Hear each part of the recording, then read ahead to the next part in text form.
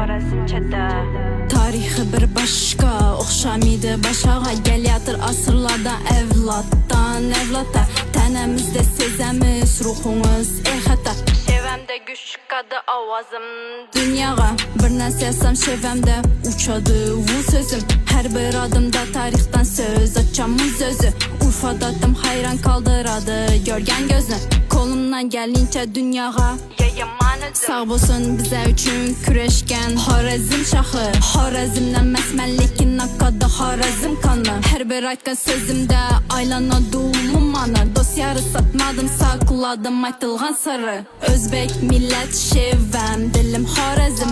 Adi insan mənəm, adi mənəm sözüm. Həmmə millətlər bilən aramız yap-yakın. Türkmen toprağı bu mənə ata vatanım. Xorazmçə yürekdə mənə qururum. Xorazmçə səslənədi mənə avazım. Alaman hər nəfəsdə özümüzni şevədə. Həmməs yaxımla eşitdinlədi Xorazmçədə.